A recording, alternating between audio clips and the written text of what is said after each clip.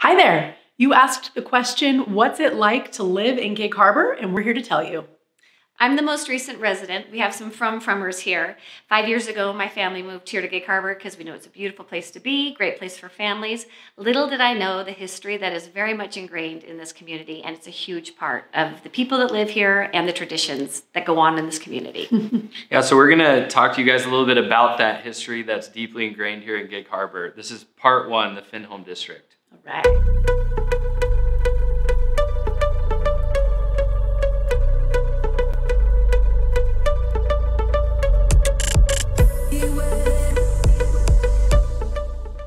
Our office, Hawkins Poe, sits right in one of the historic buildings in the Finholm District. This building actually used to be a dime store, and John Finholm lived upstairs. Yep. So let's head across the street to the Finholm Market to meet some members of this founding family.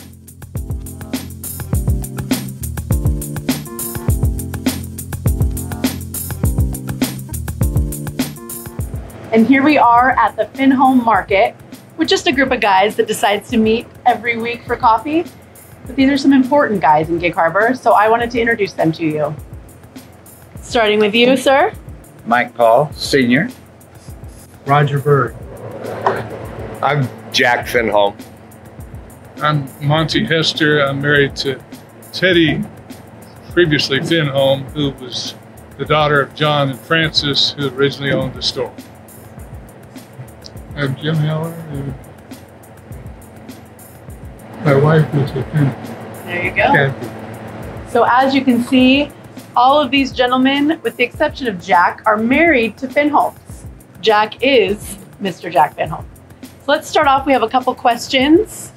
Since we're sitting here in the Finholm Market, who wants to take that question as to how this market originated?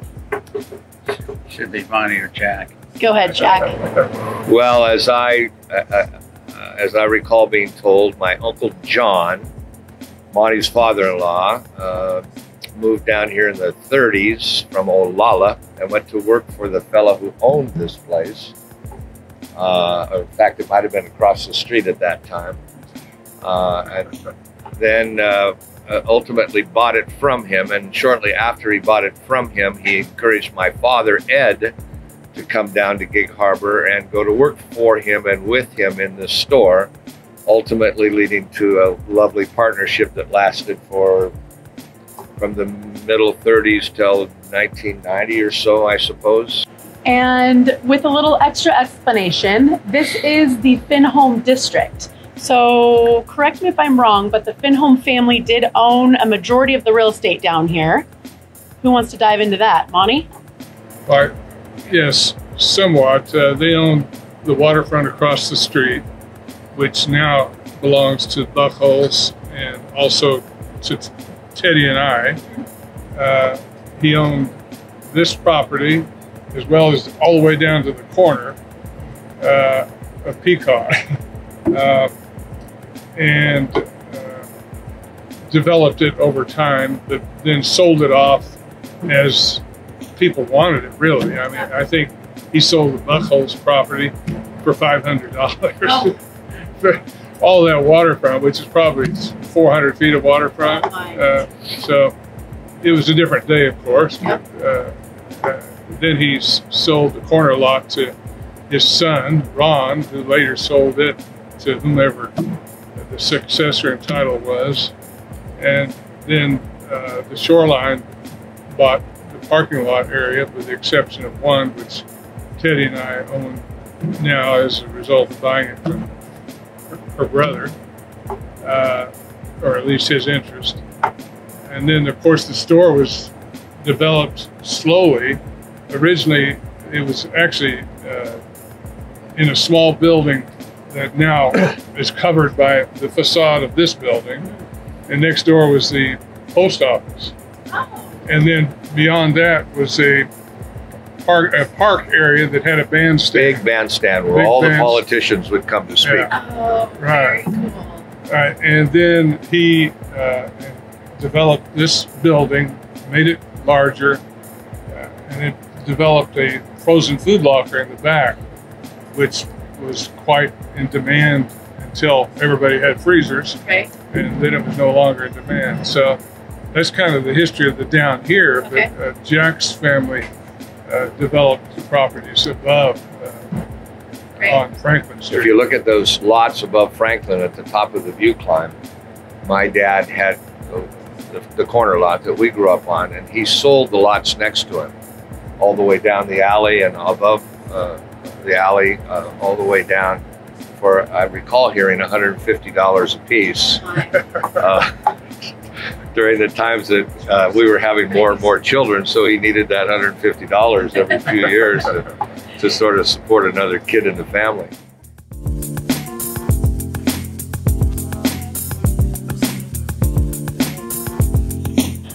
You brought up an interesting point that I wanted to talk about, the view climb, which is the stairs right over off to the side of the market here. Who wants to dive in as to when and how that came about? Roger, you had a lot to do with that. I'm not sure exactly when it came about. I was a member of the Lions Club and participated in a number of different events that we had there to raise funds and to make more people aware of what was there. Mm-hmm. And we have pictures of Uncle John and your dad at the bottom of the view climb. They were pretty instrumental guys in getting that off the ground and going. And then our Lions Club was very active in promoting that, getting people involved in it. Yeah. Getting each step with the correct name and the correct spelling. Yes, absolutely. Yeah. So next time you're taking a jog on that view climb, be sure to take a look at some of those names, because that is a very historical part of Gig Harbor and the Finholm District. The fun thing about the view climb, of course, is it was on the trail. Okay. And every kid who went to school at what became Goodman, but prior to that was Gig Harbor High School. My mother actually went to Gig Harbor High School, as did your mother-in-law. It was Lincoln High School. I think it was called Gig Harbor. Oh, okay. Yeah. The newbie, sorry. The original. Anyway, the kids would all come down that street and then go down the trail to come down here. And the trail was very comfortable for the longest time until Mont's father-in-law, Uncle John, decided to expand the parking lot over here. And when the parking lot got expanded, they dug into the hillside. And so now the trail became extraordinarily steep. Yes. And my father walked up and down that trail every day to go to work. But after it became so steep, it was, you had to be a teenager to be able to get up and down it. And I think the Lions Club, it became city property. It probably always had been city property. It was an easement. But the Lions Club decided to do something to sort of improve it. But it became kind of a fun conversation, because for the first time, the old guys could go up and down where the trail had been, because after the parking lot was built, they just couldn't do it. It was like climbing a cliff.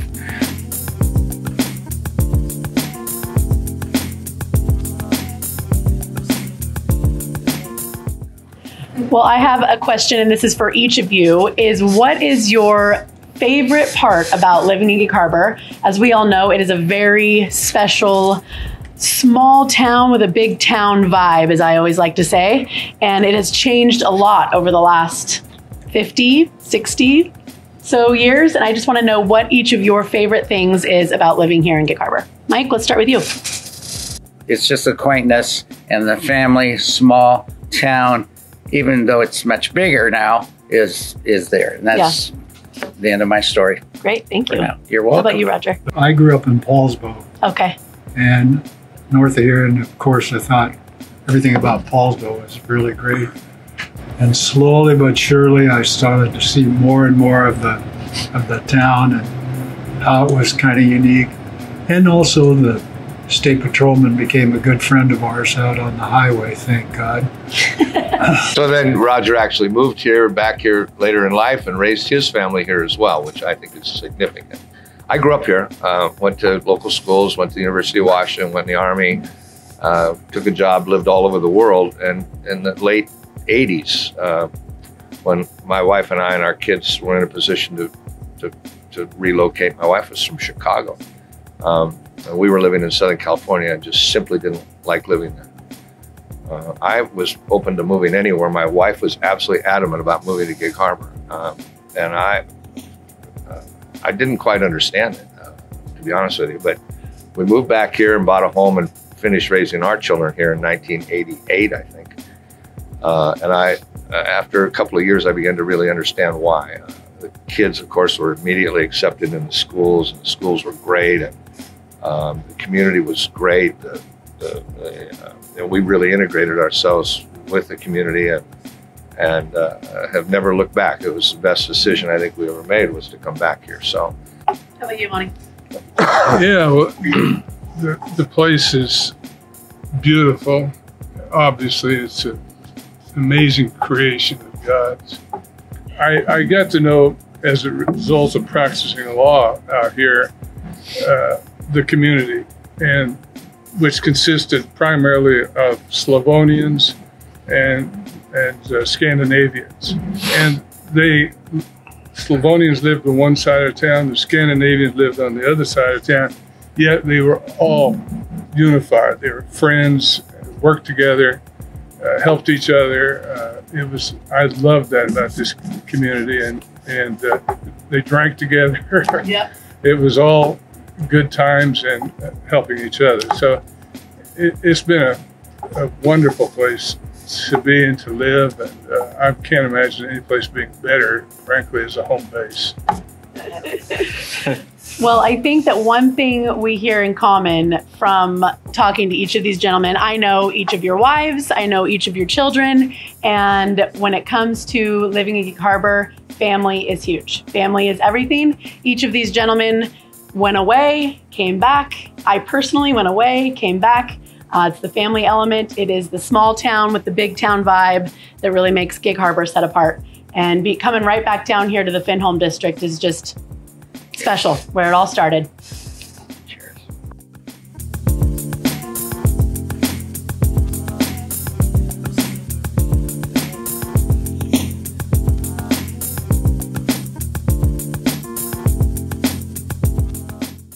Well, that was fun. What an honor to sit down with the Finholm boys and talk about their family history right here in the Finholm District. There were a couple behind the scenes stories that didn't quite make it to this footage that we wanted to share. My favorite was just down the street from us. You will all know it as a white painted building with that beautiful floral mural on it. That John Finholm actually lived there, and he self-appointed himself as the fire marshal and personally purchased a fire truck. And phone calls would actually come into the meat market. They'd have to sprint up the road from the meat market to the fire station, hop in the truck, and go put out fires. Pretty cool. I like the story about the grocery store rivalry that took place when the Uddenberg family moved from Port Orchard and opened up the Uddenberg Market at Thriftway. It was then became a Thriftway. Now it's our 7 C's. Yep. So the Finholm boys, Finholm Market, Uddenberg Market, a bit of a small town grocery store rivalry. Love it. Stories to go on that Small one, town too. stories. Yeah. If you guys have any other stories that you want us to cover, information about small neighborhoods or just general history of the harbor. Small businesses. I love covering small businesses. Small businesses, just go to Key2see.com and send us your request. We'd be happy to cover it. Let us know. Thank you. Well, that was sure fun. What an honor to meet and interview with the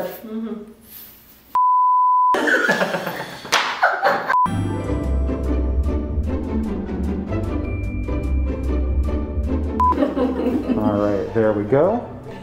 There's hair on it. Is there? Yeah. Gross. All right. Looks good. Okay, doke. We are good to go. Ready when you are. All right, perfect.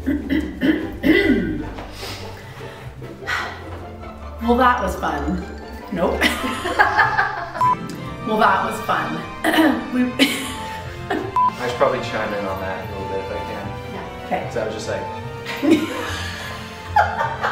And CJ is also here.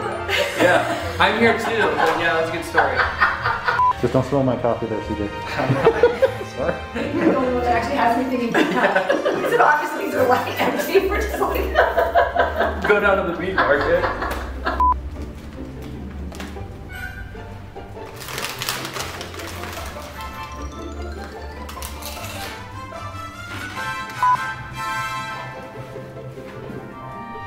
Ready? Oh, sorry. Yes, when you're ready. Just yeah. go. Whenever.